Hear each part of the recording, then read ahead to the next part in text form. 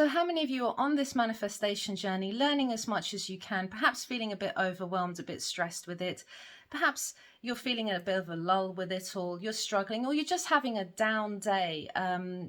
Particularly those of you manifesting a specific person, because I know how turbulent that can be for our emotions. I know how trying and testing it is for all of you. I've been in that situation numerous times over the years that I've been doing this. So I do understand. I truly, truly do. And if you are just having a kind of off, down day, then I'm going to share with you probably the first half, roughly, of Neville's lecture, which I always found truly inspiring. And in this lecture, he shares how he manifested his specific person, his second wife. So I hope that you will find this as inspiring as I have. Of course, he talks about manifestation in general. So this isn't just for those of you manifesting a specific person. This can be anything. The process, the fundamentals, the understanding, it's all the same. But it's just that in this particular lecture, he does share that story. So I wanted to share it with you to motivate you, to boost your spirits, because it really does help me when I'm in a difficult situation, when I'm feeling particularly low. I love this lecture, so hopefully you'll find it as inspiring as I have over the years. First up, I just want to thank you guys for joining me. I'm Athena Raven. I'm a mental health and manifestation life coach, here to keep you empowered and inspired with the law of attraction, law of assumption, whichever you follow. I teach about both, but I'm mostly about the law of assumption, as I found that really, really worked for me and resonated with me the most out of all the other people that I had studied and looked into, from the likes of Abraham Hicks or Joe Dispenza or Joseph Murphy, Florence Scovel Shinn, just to name a few. I've been on this journey a long time, and it's all about finding that method, that means, that structure that works for you. There's no one size fits all here. So if you like the content that I'm putting out, please do support this channel by liking and subscribing to it, as it really helps it to grow. And I love and appreciate you guys for being here. So if you're feeling a bit low, you're feeling a bit off today, listen up. This always puts a smile on my face. Sit back, relax, have a cup of tea. Very English thing, isn't it? Have a cup of tea. Or whilst you're doing your housework or getting on with your day, and just allow the information here to filter into your unconscious mind to give you that strength, that boost, which I know we all need. So I'm going to read out the first half of this lecture so we don't make this video too long. And it goes as follows. Okay, so this one is called Brazen Impudence, and it's by Neville Goddard. It was made in September the 27th, 1968. And it starts off: a new idea will not become part of your common currency of thought until it has been repeated over and over and you begin to live by it. You have been taught to believe that God exists outside of you, but I say you are all imagination, that God exists in us and we in him, that our eternal body is the imagination, and that is God himself. I mean every word I have just said, but it is a new thought. Until this idea becomes a part of your thinking, every time you hear the word God, your mind will go out to something you have conceived to be God, or conceive God to be. When I say I am speaking of the Lord Jesus Christ of the New Testament and the Jehovah of the Old. When you go to bed tonight and you put your head on a pillow, you are aware of being. That awareness is God. I want to show you how to use your awareness as brazen impudence. I love this. In the 11th chapter of Luke, it is said that Jesus was praying when one of his disciples said, "Lord, teach us to pray," at which time he gave them the Lord's Prayer. Now, the Lord's Prayer that you and I have is translated from the Latin, which does not have the imperative passive mood necessary to convey the meaning of prayer. In its original Greek, the prayer is like brazen impudence, for the imperative passive mood is a standing order, something to be done absolutely and continuously. In other words, thy will be done becomes thy will must be being done. And thy kingdom come becomes thy kingdom must be being restored.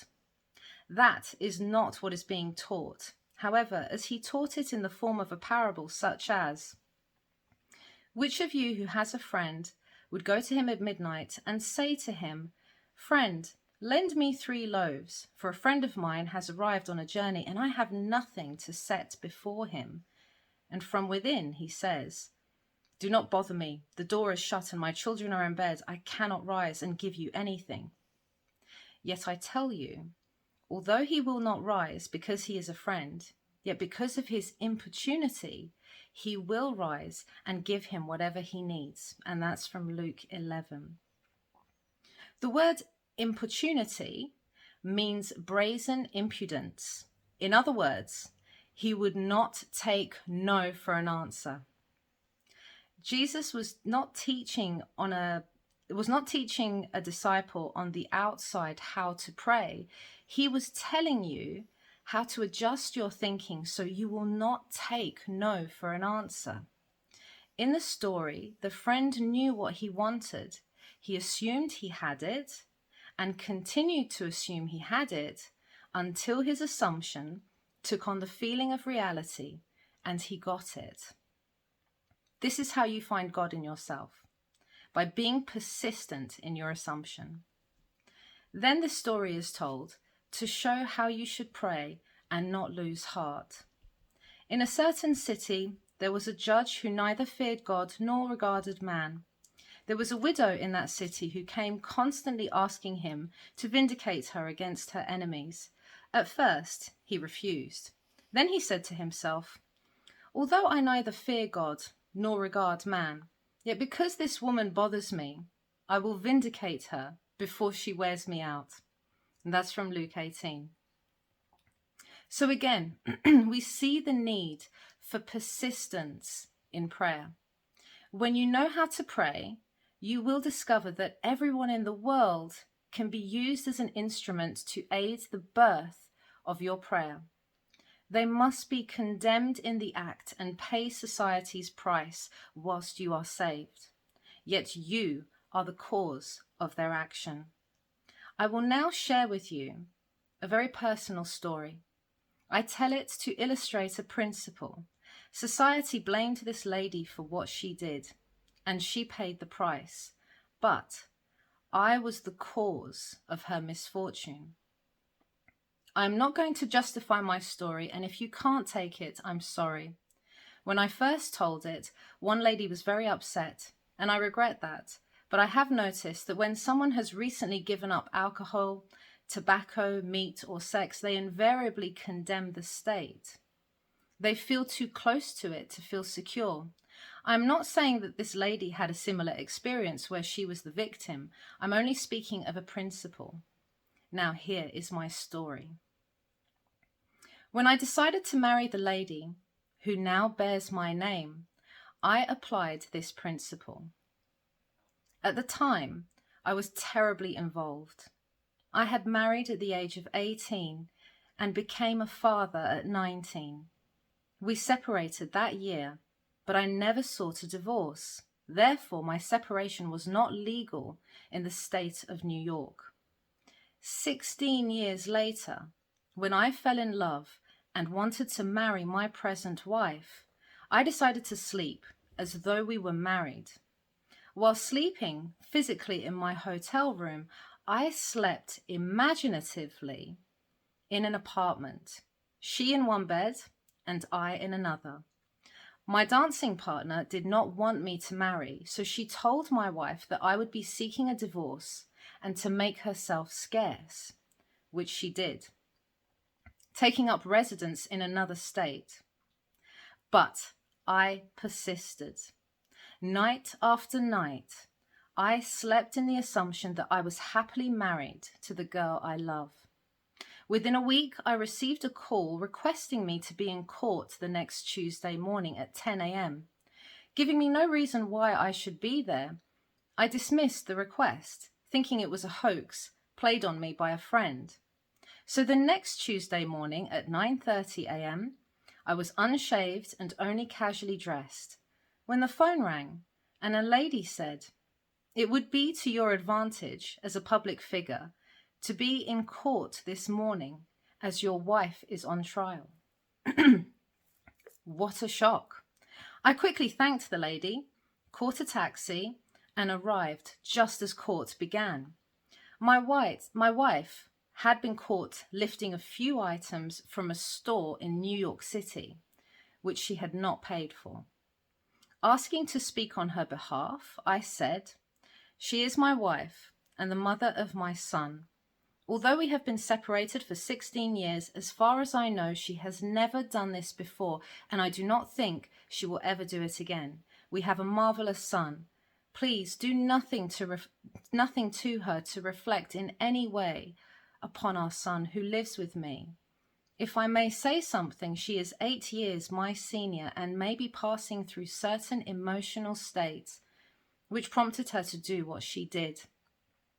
If you must sentence her, then please suspend it."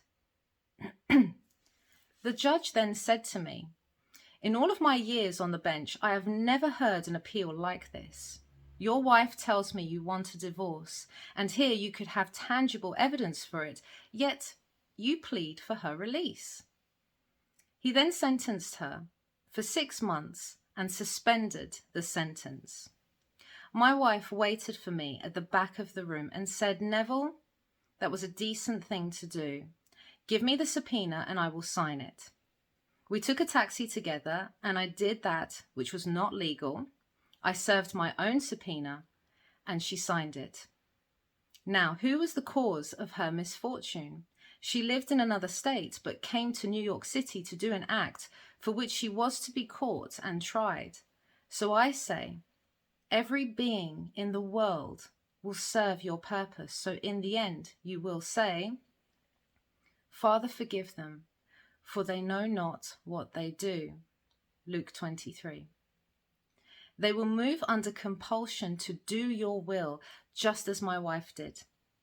I tell this story only to illustrate a principle.